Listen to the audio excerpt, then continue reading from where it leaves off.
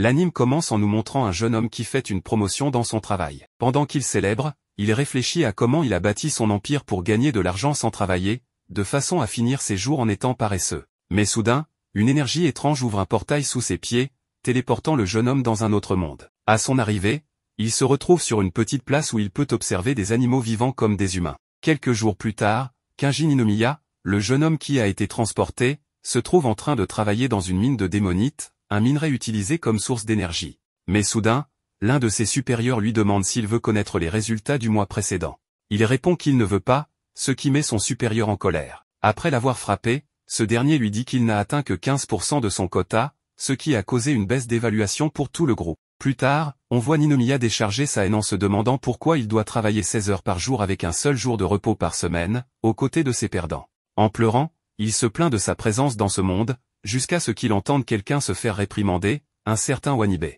Après avoir observé la scène, le protagoniste vérifie combien d'argent il lui reste, mais sa seule pièce lui échappe et roule jusqu'à un mur fissuré. Ninomiya s'approche rapidement de ce mur et, à travers un trou, aperçoit quelque chose qui le surprend. Le soir, Ninomiya approche Wanibe pour lui demander un moment et l'inviter à dîner au restaurant. Wanibe lui explique qu'il s'est fait réprimander à cause de lui, car il s'est échappé dans l'après-midi, et lui demande comment il peut se permettre un endroit aussi cher. Le protagoniste lui répond qu'il ne peut pas, et qu'il contracte donc des prêts. En entendant cela, Wanibe lui dit que, dans la mine, on raconte qu'il doit déjà 10 millions d'or, à quoi Ninomiya répond qu'il en doit en réalité 20 millions. Il lui raconte que, lorsqu'il est arrivé dans ce monde, il n'avait rien. Il a donc utilisé ses dernières ressources pour conclure des affaires avec des personnes importantes, mais lorsque ce qu'il leur a vendu ne fonctionna pas, ils l'ont accusé de fraude, l'ont battu, puis l'ont envoyé travailler dans la mine. Wanibe, après avoir entendu cela, dit qu'il doit partir car il a une réunion. Le protagoniste lui dit qu'il a l'air d'un pauvre type sans argent, et qu'il pense donc que c'est peut-être sa chance de changer. Le lendemain matin, il demande à l'un de leurs chefs s'ils peuvent faire un voyage de prospection. Le chef est ravi et accepte, car ce voyage consiste à aller dans les profondeurs de la mine pour trouver de la démonite. Quelques minutes plus tard, alors qu'il se prépare, Wanibe lui dit que ce qu'il s'apprête à faire est très dangereux. Le protagoniste lance la pièce là où elle était tombée la veille et montre à Wanibe qu'il y a un portail caché menant au 3e niveau de la mine. Dans la mine, ils extraient tous les deux de la démonite jusqu'à ce que Wanibe remercie le protagoniste de lui avoir demandé son aide, car les autres ne font que l'insulter pour sa maladresse. Ninomiya lui répond de ne pas se méprendre, expliquant qu'il ne l'a sollicité que par intérêt. Plus tard, les deux ont leur sac à dos rempli de démonite. Sur le chemin du retour, ils pensent qu'ils vont pouvoir couvrir leurs investissements et que leurs supérieurs seront contents, mais soudain une énorme bête apparaît, les forçant à courir pour se cacher. À ce moment-là, le protagoniste vérifie son eau bénite et se rend compte qu'elle a expiré depuis 3 ans. Très effrayé, il dit alors à son compagnon qu'il a un plan et lui demande de servir d'appât. Wanibe refuse, et c'est pourquoi Ninomiya le pousse, provoquant que la bête l'attrape. Alors qu'il est sur le point d'être mangé, Wanibe s'excuse auprès de ses parents, mais Ninomiya apparaît soudainement depuis une hauteur et interpelle la bête en l'appelant Grand Ga avant de lui dire qu'il déteste qu'on le regarde de haut. La bête lui répond qu'elle ne s'appelle pas Grand Ga mais Rime. En entendant cela, Ninomiya lui propose un marché, il lui promet de lui apporter de la nourriture plus savoureuse si elle les protège jusqu'à la fin de l'extraction de la démonite. Rime, amusée, dit qu'il est intéressant et qu'elle n'a jamais vu d'humain comme lui. Pour cette raison, elle abandonne sa forme bestiale pour devenir une jeune fille et lui annonce qu'ils ont un accord, ce qui rend Ninomiya très heureux. Quelques jours plus tard, le chef de Ninomiya est ravi car leurs chiffres ont augmenté, et il dit à Ninomiya de continuer ainsi. Cependant, Ninomiya l'ignore, car il regarde Wanibe manger et se dit qu'il dépense beaucoup d'argent pour la nourrir. Par la suite, dans la mine, Ninomiya travaille désespérément pour gagner plus d'argent jusqu'à ce que Wanibe l'arrête pour lui montrer les nombreux objets magiques au sol. Ninomiya ramasse un bâton et se demande s'il a de la valeur. Rime, en les voyant, leur explique que cette zone est les toilettes de toutes les bêtes, ce qui pousse le protagoniste à lancer le bâton, assommant Wanibe, qui s'effondre au sol. Rime explique que tout ce que les bêtes ne peuvent pas digérer se transforme en objet magique et commence à lui demander de la nourriture. Wanibe se relève et lui donne un morceau de sa queue, qui repoussera puisqu'il est un lézard. Soudain, Ninomiya remarque que son ami agit bizarrement. Rime lui dit qu'elle détecte une odeur magique et qu'il pourrait être hypnotisé. Le protagoniste se rend compte que le bâton permet de contrôler les gens, alors il décide de mettre tous ses camarades, y compris son chef, au travail. Plusieurs nuits plus tard, Ninomiya prend un bain en pensant à son devoir dans la mine. Il organise son groupe lorsque Wanibe lui dit que les travailleurs sont à bout et qu'ils sont proches d'un effondrement général. Il lui demande alors pourquoi il ne met pas fin à tout ça et s'excuse ensuite. En l'entendant, le protagoniste lui rappelle que s'ils se font découvrir, ils ne pourront plus gagner d'argent. Il ordonne alors à Rime de continuer à utiliser le bâton, mais celui-ci se brise, ce qui provoque le réveil de tout le monde qui reprend conscience et frappe le protagoniste pour les avoir fait travailler de cette manière. Ninomiya arrive au travail et se rend compte que tout le monde le déteste. En arrivant à son vestiaire, il découvre une lettre lui annonçant que lui et Wanibe seront transférés au 8e groupe de la division d'exploration. Plus tard, il se retrouve dans les donjons, affrontant des monstres et accomplissant diverses tâches pour rendre la zone de travail en ordre. En colère face à cette situation, Ninomiya se promet de s'améliorer. Soudain, Wanibe lui demande si c'est ainsi que tout va se terminer, mais Ninomiya lui répond qu'il vaut mieux quitter cet endroit et aller boire quelque chose, peu importe l'avis des autres. Surpris par ces paroles, Wanibe ouvre un coffre d'où surgissent des tentacules de monstres qui tentent de l'étrangler. Face à cette attaque, Ninomiya frappe le monstre de toutes ses forces. Ensuite, il se fait réprimander par un supérieur, qui lui annonce que Wanibe ne pourra pas travailler pendant un moment et qu'il devra couvrir ses heures. Le coût de tous les articles qu'il a lancés sur le monstre sera aussi déduit de son salaire. En sortant des bureaux, Ninomiya remarque un sac poubelle d'un restaurant dans la rue. Une fois chez lui, il donne le sac à Rim pour qu'il mange, en disant que ce sont des délices étranges. Rim commence à manger et découvre un morceau de viande que cache Ninomiya et elle la mange. Dans la scène suivante, le vieil homme responsable des stocks lui remet des articles pour remplir les coffres au trésor et lui indique une boîte spéciale dont il doit prendre grand soin, car elle contient des objets coûteux. Plus tard, dans le donjon, Ninomiya se demande pourquoi il obéit aux ordres sans les questionner, quand il entend un cri. Il rencontre un garçon poursuivi par des monstres, qui lui demande de faire diversion, car il est une élite du groupe 3. Ninomiya le questionne, lui demandant si c'est vraiment ainsi qu'on demande de l'aide, lorsque les monstres surgissent, les forçant à fuir. En courant, Ninomiya lui fait remarquer qu'en tant qu'élite, il devrait être capable de vaincre les fourmis géantes. Le garçon rétorque qu'il est impossible de vaincre autant de fourmis, surtout qu'il a perdu ses compagnons. Voyant qu'ils ne pourront pas s'enfuir, Ninomiya attrape le garçon et plonge dans l'eau. Ils arrivent finalement près du vieil homme, qui les informe que les fourmis géantes approchent. Ninomiya rapporte la situation à son supérieur, mais celui-ci refuse d'envoyer de l'aide tant que rien n'est prouvé. Les fourmis atteignent alors la surface et commencent leur attaque. Face à la menace, Ninomiya fouille dans ses affaires pour trouver un moyen de défense. Il découvre une potion de transformation, qu'il utilise pour se transformer, lui et les autres, en fourmis, leur permettant ainsi d'échapper aux monstres et d'utiliser ceux-ci comme esclaves. Et de retour dans la grotte, le garçon de l'élite dit aux protagonistes qu'ils peuvent maintenant sortir tranquillement. Le protagoniste lui répond que c'est impossible, car le chef bloque toujours la porte. À ce moment-là, Ninomiya remarque qu'une des fourmis est abandonnée parce qu'elle est trop faible. Il s'approche d'elle et lui demande comment elle va, tout en lui parlant de tout le travail qu'elle accomplit pour une faible récompense. Il parvient ainsi à la convaincre de le suivre. Peu à peu, le protagoniste réussit à persuader toutes les fourmis de le suivre pour se révolter contre leur reine. Pendant ce temps, dans la grotte, la reine des fourmis reçoit un rapport indiquant que sa production a chuté de 30%. Elle ordonne donc aux fourmis ouvrières de redoubler d'efforts, mais elle s'aperçoit qu'il y a une manifestation de fourmis devant ses appartements. Soudain, Ninomiya apparaît sous sa forme humaine et reproche à la reine de faire travailler ses subordonnés jusqu'à l'épuisement pendant qu'elle se repose. La reine, confuse, lui demande comment un humain a pu se retrouver là, parmi les fourmis. Le protagoniste lui répond que c'est parce qu'ils sont des camarades luttant pour une cause commune et lui dit qu'elle n'a ni le talent ni le droit d'être reine. Furieuse, la reine déploie toute sa force pour grandir et rétorque que tout ce qui compte, c'est le pouvoir. Elle tente de l'attaquer, mais Rim intervient soudainement pour arrêter le coup et dit qu'elle a faim. En voyant les fourmis, Rim commence à les poursuivre pour les manger. Le protagoniste, tentant de la calmer, lui donne un autre morceau de viande qu'il avait volé dans l'inventaire en cherchant des médicaments. Cela apaise Rim, ce qui fait que la reine et toutes les fourmis voient le protagoniste comme un héros. Quelques jours plus tard, Wanibe revient au travail et s'excuse auprès du protagoniste pour avoir également dû assurer son travail. Ninomiya lui répond de ne pas s'inquiéter, ce qui pousse Wanibe à lui demander pourquoi il est de si bonne humeur. Le protagoniste explique qu'on l'a félicité récemment pour avoir exterminé un tas de fourmis dans la grotte. Wanibe lui demande pourquoi il descend aussi souvent dans la grotte et raconte que, après les avoir laissés pour morts dans le donjon, ils n'ont reçu en récompense qu'une feuille de papier en sortant vivant. Cela pousse le protagoniste à réfléchir et à se dire que l'entreprise a besoin d'un leader comme lui, et il a donc lancé une organisation appelée Donjon of Black Company pour prendre le contrôle de la compagnie minière, Raiza. Enfin, il invite Wanibe à se joindre à lui. Le lendemain matin, Shia est félicité par la chef, qui lui demande d'utiliser ses grandes compétences aux côtés d'un groupe de nouveaux talents prometteurs revenant d'un stage d'entraînement en entreprise. D'autre part, le groupe de recrues prometteuses, incluant Ninomiya et Wanibe, est envoyé dans la grotte et forcé de combattre des bêtes. Le protagoniste pense alors que ses plans de devenir un hit sont ruinés, mais il prend son courage à deux mains et décide que sa vie ne va pas se terminer ainsi, alors il combat la bête. Le superviseur,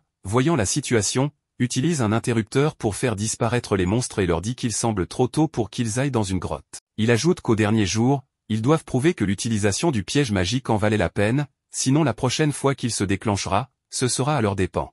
Ensuite, tout le groupe se retrouve dans une forêt où le superviseur, en forme de cochon, leur dit qu'ils manquent de résistance et vont donc passer toute la journée à s'entraîner. Cependant, l'un des apprentis lui dit qu'il n'a pas mangé depuis la veille, et le superviseur répond que l'objectif du voyage est d'apprendre à travailler pour gagner sa vie, donc sans résultat, il ne mérite rien à manger. Il jette ensuite au sol la cuisse qu'il était en train de manger et dit à l'apprenti qu'il peut la ramasser s'il a faim. Plus tard, tout le monde monte une montagne, jusqu'à ce que soudain, le protagoniste tombe à genoux, épuisé par la faim. En voyant une herbe, il est sur le point de la cueillir, mais Wanibe l'avertit que c'est une herbe de confusion, qui ruinerait son esprit s'il la mangeait. Ninomiya, en entendant cela, s'exclame que son ami semble bien connaître les plantes, et Wanibe lui répond qu'il a grandi à la campagne. Après la marche, les apprentis sont amenés à un entraînement mental consistant à rester immobiles jusqu'à ce que le superviseur leur en donne la permission. Durant ce silence, le protagoniste se demande si c'est vraiment une épreuve de l'esprit, ce qui pousse le superviseur à le frapper, lui ordonnant de libérer son esprit.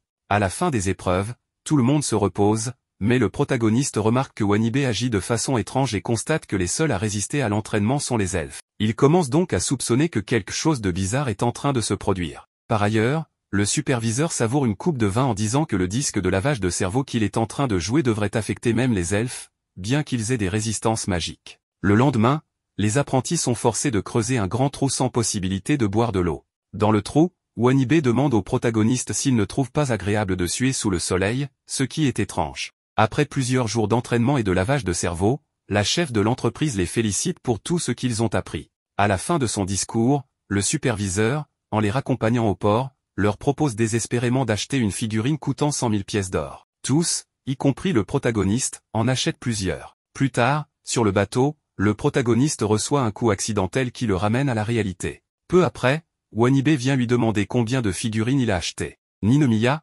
énervé, détruit les figurines de son ami, ce qui le rend triste, jusqu'à ce que Ninomiya le frappe pour qu'il retrouve lui aussi ses esprits.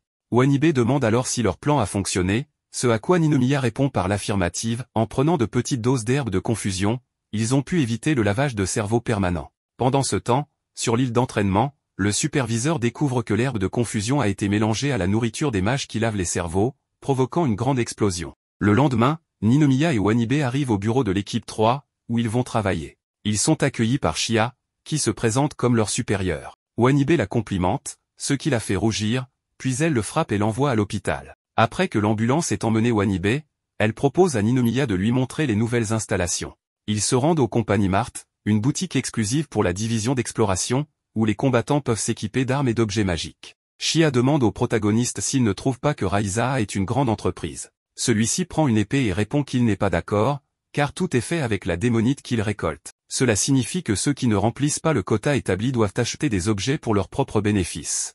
En entendant cela, Shia lui demande d'arrêter de penser si négativement, car travailler est la meilleure chose au monde. Ninomiya lui répond qu'il n'est pas un surhomme comme elle et ne veut pas être exploité jusqu'à la mort. Shia l'emmène alors au 3e niveau de la grotte, où elle lui explique que la structure change à partir de cet endroit. Elle ajoute qu'elle a entendu dire qu'il y est déjà allé. Soudain, un monstre apparaît, et Shia lui apprend qu'il s'agit d'un hécatoncheir. Elle explique qu'il est de rang moyen dans ce niveau et demande au protagoniste de combattre le monstre pour tester sa force. Quand la créature attaque, elle utilise son épée pour le vaincre, puis remarque une fourmi de la grotte près de lui. Elle demande au protagoniste pourquoi il ne la tue pas, et il répond que la fourmi a perdu sa volonté de combattre. Shia lui dit que cela simplifie les choses et demande si la fourmi lui est attachée. Le protagoniste devient nerveux, ce qui fait comprendre à Shia qu'il a des pensées négatives sur l'entreprise. Elle lui demande s'il est un monstre et lui dit de prononcer ces derniers mots, tout en courant vers lui pour l'attaquer. Ninomiya appelle alors Rim, disant que c'est l'heure du dîner, et celle-ci apparaît rapidement pour le protéger. Shia l'attaque avec son épée, ce qui énerve Rim, qui libère un peu plus de puissance pour riposter. Finalement, Ninomiya et Rim capturent Shia et l'emmènent à leur repère, où la reine des fourmis dit qu'ils ont capturé un guerrier puissant. Peu après, Wanibe arrivé, voyant Shia captive, demande à son ami ce qu'il a encore fait. Ninomiya lui répond que c'est Shia qui l'a découvert et qu'il doit rester calme car il a un plan. Il lui demande s'il a apporté ce qu'il lui avait demandé, puis prend une photo avec Shia pour donner l'impression qu'elle est de leur côté. Quelques nuits plus tard, le protagoniste se trouve en train d'acheter de la nourriture pour Rim lorsqu'il est soudainement acculé par un groupe d'elfes. Il l'emmène dans une ruelle où une elfe lui demande où en est le paiement de son prêt, car il doit 5 millions d'or en intérêt. Elle lui rappelle que si les choses continuent ainsi, ils devront échanger sa vie contre de l'argent, et que s'il ne veut pas que cela arrive, il doit payer les 5 millions d'ici un mois. Plus tard, dans le donjon, Chia lui dit qu'en dépit de la situation, elle a un devoir en tant qu'héroïne. Elle propose alors de redoubler d'efforts pour nettoyer le donjon. Le protagoniste la regarde d'un air sombre, perdu dans ses pensées à propos de la somme qu'il doit. Soudain, Chia le soulève et lui dit qu'il a besoin d'énergie et de motivation, avant de l'emmener avec Wanibe pour s'entraîner. En marchant, elle leur explique que la dextérité et la capacité de prendre des décisions sont la clé pour survivre. Ils croisent alors un groupe de loups cornus. Chia leur dit que l'expérience est essentielle et les envoie se battre contre eux. Finalement, ils parviennent à vaincre les loups. Chia leur explique que certaines parties des monstres concentrent une grande quantité de mana, et que pour les loups, cela se trouve dans leurs cornes. Ils les collectent donc pour obtenir une récompense. En entendant cela, le protagoniste demande combien valent les cornes. Chia lui répond qu'environ 1500 guillis par lot. Ninomiya est très déprimé en réalisant qu'à ce rythme, il n'atteindra jamais son objectif. Mais il remarque ensuite que la queue de Wanibe a repoussé. Il lui demande quand cela est arrivé, et Wanibe répond que cela se produit immédiatement. Pendant ce temps, dans le bâtiment central, la chef informe ses employés qu'il y a des signes d'une marche funèbre imminente. Cela est étrange, car cet événement n'a lieu qu'une fois tous les 10 ans. Elle explique que la marche funèbre provoque le retour à la vie de tous les démons extraits et des monstres vaincus. Un des employés demande s'ils sont prêts à affronter un tel événement, ce qui déclenche des discussions parmi eux. Pendant ce débat, la chef pense aux mouvements étranges au niveau 2, bien qu'ils soient insignifiants, car tout se déroule selon ses plans. De retour dans le donjon, le protagoniste a créé une ferme de monstres dans le but de collecter de quoi rembourser sa dette. Chia est indigné par cette méthode de gagner de l'argent. Soudain, quelque chose secoue le donjon, provoquant l'effondrement du sol où elle se trouve. Le protagoniste tente rapidement de l'aider pour qu'elle ne tombe pas dans le vide. La chef de Raizaha, quant à elle, prévoit de trouver de nouveaux héros pour les sacrifier aux grands démons revenus à la vie. Pour cela, des personnes avec de fortes potentiels magiques est importante et elle pense que Chia serait la candidate idéale. Pendant ce temps, dans la grotte, on voit Chia se battre contre un monstre. Elle dit au protagoniste que, bien que son sauvetage ait échoué, c'est bien de voir qu'il a du cœur. Ninomiya s'excuse de ne pas avoir pu l'aider et demande s'il existe un objet magique pour la sortir de là. Elle répond qu'il y en a bien un, mais que ce serait du gâchis de l'utiliser pour une situation si simple. Elle trouve cela très coûteux, mais ajoute qu'elle est contente d'être dans un endroit où la seule façon de s'en sortir est de travailler. Soudain, une autre grande créature apparaît et frappe Chia, qui, gravement blessée, dit au protagoniste de ne pas s'approcher, car la créature semble uniquement la viser. Le monstre utilise ses pouvoirs pour attaquer Chia, qui se défend avec sa magie avant de contre-attaquer. Alors qu'elle esquive les attaques, elle se demande si elle combat un démon.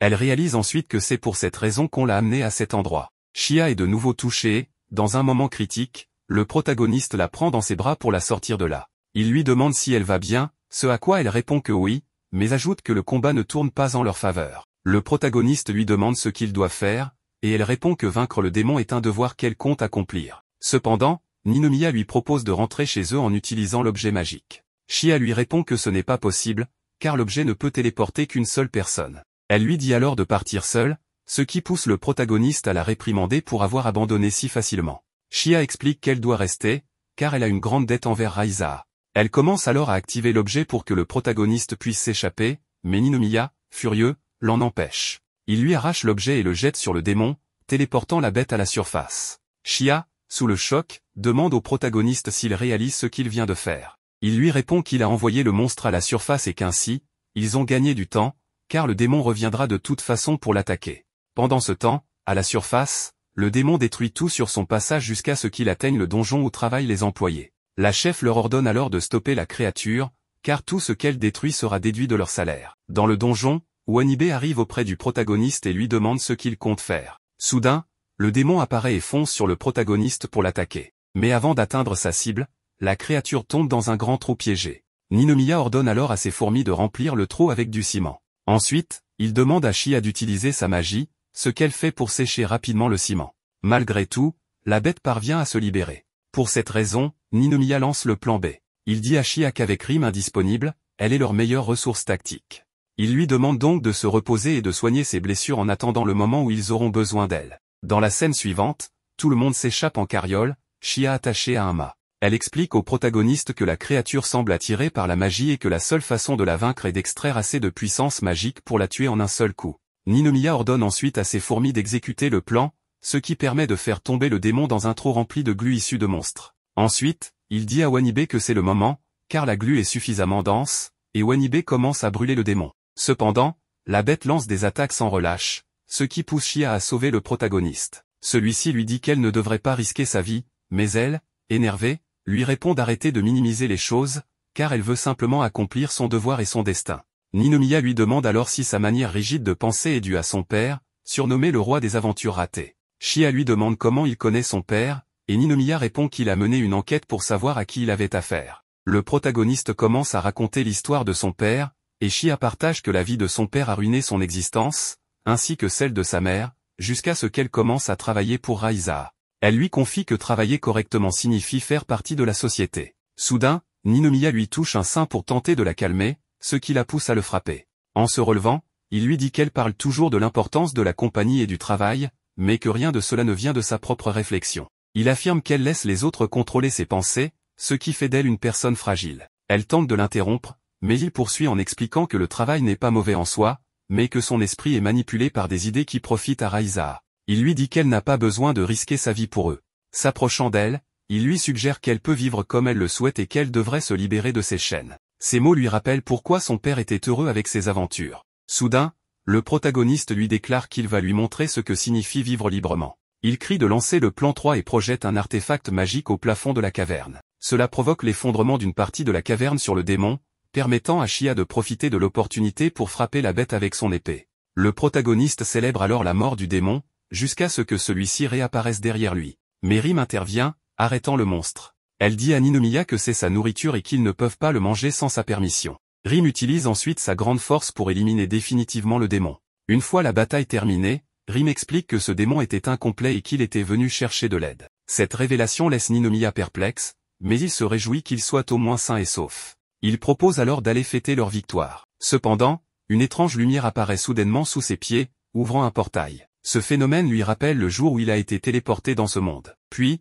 Ninomiya se réveille dans son ancienne chambre et commence à célébrer, pensant que tout ce qu'il a vécu n'était qu'un rêve. Il s'assied sur le canapé et allume la télé. Sur l'écran, il voit Rim, transformé en monstre, ravager toute la ville. Soudain, quelqu'un frappe à sa porte en criant, disant qu'ils savent qu'il est à l'intérieur et lui demandant de sortir. Pendant ce temps, dans les nouvelles télévisées, il remarque une journaliste devant son immeuble, expliquant qu'un homme, suspecté d'être lié au monstre, se trouve à l'intérieur. Terrifié, il crie qu'il ne sait rien, mais Rim apparaît soudain derrière lui, déclarant qu'elle a faim, et tente de le dévorer. Le protagoniste se réveille alors en sursaut, effrayé, et découvre Rim mordillant sa jambe. Une jeune fille entre alors dans la pièce, l'appelant Seigneur Sauveur et lui demandant de sauver son monde. Ninomiya, confus, lui répond qu'il ne comprend rien à ce qui se passe et lui demande où il se trouve, ainsi que ce qui est arrivé aux autres dans le donjon. La jeune fille, nerveuse, lui avoue qu'elle a oublié ses répliques et lui demande de patienter pendant qu'elle lit le livre des prophéties. Après sa lecture, elle le regarde avec pitié et lui explique qu'il doit les sauver, car la race humaine est au bord de l'extinction. Fatigué, Ninomiya dit à Rim d'attaquer la fille, promettant de lui donner beaucoup de nourriture ensuite. Une grande force dévie toutefois le coup, détruisant un mur et révélant une immense ville futuriste. Un vieil homme arrive alors et se présente comme Zazel, expliquant qu'il est responsable de cette ville, appelée Marcia.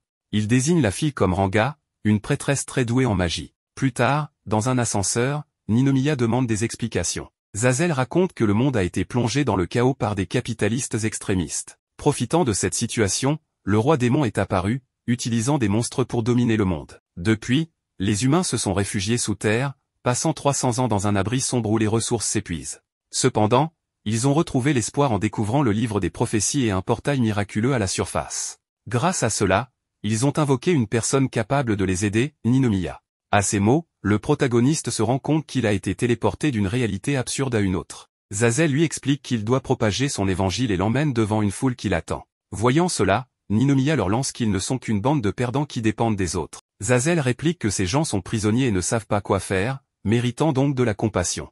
Il appelle de nouveau le protagoniste Seigneur Sauveur et le supplie de leur montrer la voie. Énervé, Ninomiya répond que c'est à eux de résoudre leurs propres problèmes. Zazel, en désaccord, lui affirme qu'il devra le faire pour eux. Il sort une arme et pointe le protagoniste en déclarant qu'il est impossible pour lui de refuser. Malgré cette menace, Ninomiya refuse de travailler pour eux. Zazel lui explique que le livre des prophéties prédit qu'affronter le roi démon ouvrira un chemin vers le Japon, ce qui intrigue Ninomiya. Zazel avoue ne pas savoir où se trouve ce Japon, mais qu'il est sûrement un paradis pour Ninomiya. Finalement, le protagoniste accepte la mission.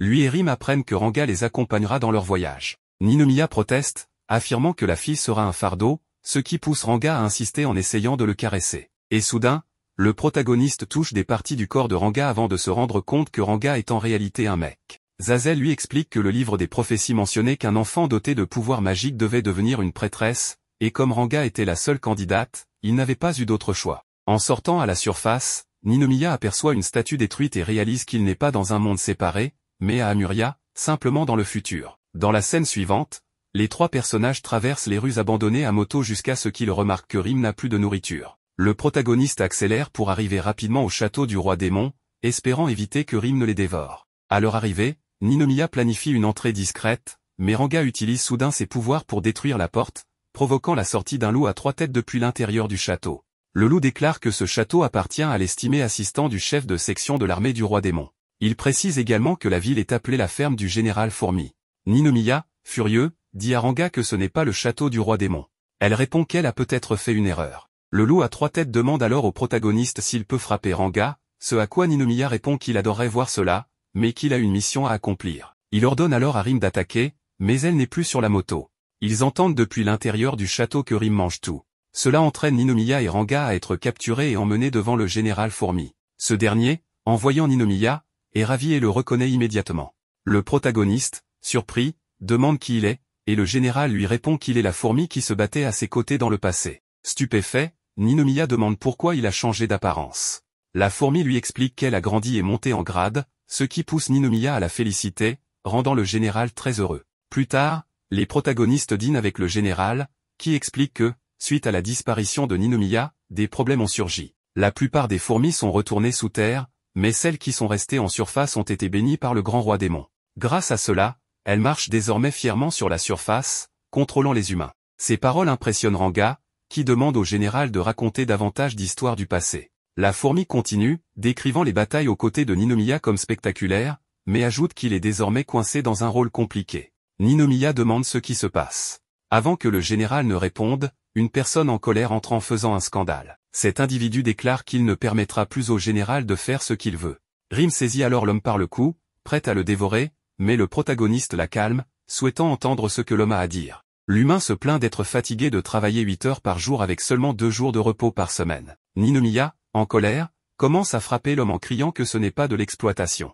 Il se tourne ensuite vers le général pour demander si c'est bien ce qu'il voulait dire. Le général confirme et raconte qu'après s'être séparé de Ninomiya, ils ont tenté de récompenser les humains pour leur travail, mais ces derniers ont simplement arrêté de travailler. Voyant le désespoir de son ami, Ninomiya lui demande pourquoi il ne consulte pas le roi démon. Le général répond qu'il n'a pas le droit de le faire, seuls les hauts gradés ont ce privilège, et la seule opportunité de le rencontrer est lors d'une réunion de direction. Face à cette situation, le protagoniste décide de les aider à maximiser leur efficacité et leurs revenus. Dès ce jour, Ninomiya renomme la ferme en compagnie noire du donjon vers le futur. Pendant son mandat, il met en place une structure puissante qui améliore la vie des humains. Plus tard, le protagoniste retourne à Marcia et annonce à Zazel qu'il est désormais l'assistant du chef de section de l'armée du roi démon, connu sous le nom de général Ninomiya. Il déclare qu'il gouvernera désormais la ville, et selon ses calculs, cela apportera 3 fois plus de paix qu'avant. Dans la scène suivante, Ranga prend un bain dans des sources chaudes lorsque soudain le protagoniste et Rim arrive. Ranga est choqué de voir le protagoniste nu,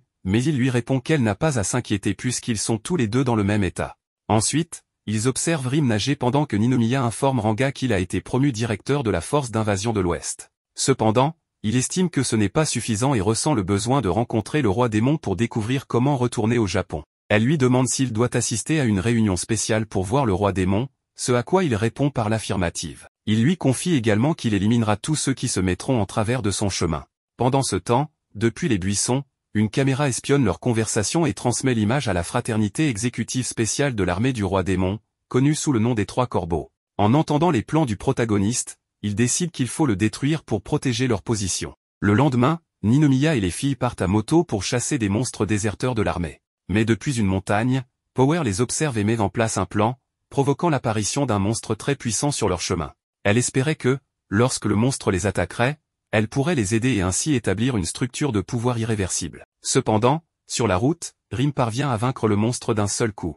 Cela incite le monstre à rejoindre le camp du protagoniste. Pendant ce temps, dans le bureau des 3 corbeaux, les échecs de Power sont observés par ses collègues, qui déclarent qu'ils s'y attendaient. Rohan décide que c'est maintenant son tour et annonce qu'il fera en sorte que le protagoniste rejoigne le projet de culture des terres qu'il a lancé. De retour auprès de Ninomiya, ils reçoivent l'ordre de transformer une vaste portion de terre en une ferme. De loin, Rohan les observe en pensant qu'ils n'y arriveront pas, car leurs subordonnés auront probablement de meilleurs résultats. Cela devrait, selon lui, pousser le protagoniste à échouer et devenir un employé de bas niveau. Mais Rohan assiste avec surprise à une scène où le protagoniste utilise un monstre vert rencontré sur la route pour travailler la terre, tandis que Ranga utilise sa magie pour faire pousser des plantes. Au bureau des trois corbeaux, Zekaler observe attentivement cette réussite et décide d'activer son plan en cherchant des informations sur le protagoniste. Cependant, il découvre qu'il n'existe aucun enregistrement à son sujet.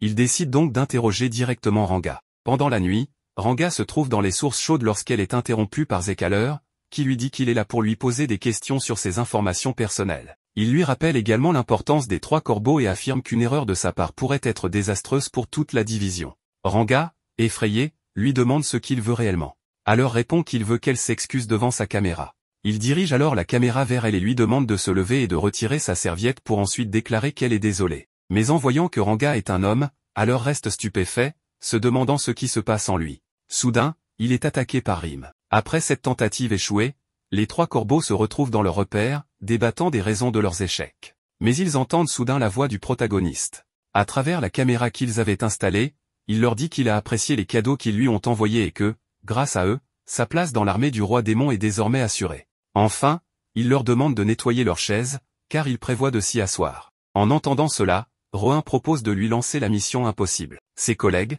surpris, lui disent que si le protagoniste réussit cette mission, les postes des trois corbeaux seront menacés. Power, en les écoutant, affirme que tant qu'ils travaillent ensemble pour faire obstruction, ils ne peuvent pas échouer. Elle ajoute qu'ils doivent simplement s'assurer que le roi démon ne découvre rien. Le lendemain matin, Ranga se réveille dans un monde fantastique où elle rencontre le protagoniste déguisé en lapin. Celui-ci lui dit qu'elle doit se rendre auprès de la reine. En chemin vers le château, Ranga croise un groupe de lapins qui commence à l'attaquer, mécontent de devoir travailler toute la journée. Ranga parvient à leur échapper et, en courant, elle voit à nouveau le protagoniste qui lui conseille de sauter dans un trou. Suivant ses indications, Ranga se jette dans le trou et atterrit dans un endroit où elle rencontre une taupe. Ninomiya lui explique qu'ils sont dans un cybercafé situé sous le royaume. Le protagoniste lui dit que cet endroit est réservé à ceux qui refusent de travailler pour la reine. Il mène une vie misérable et, si elle reste trop longtemps ici, elle risque de ne plus jamais pouvoir partir. Ranga entre dans un cubicle et s'endort. À son réveil, Ninomiya lui montre la vie sans but des personnes qui habitent cet endroit. Face à cela,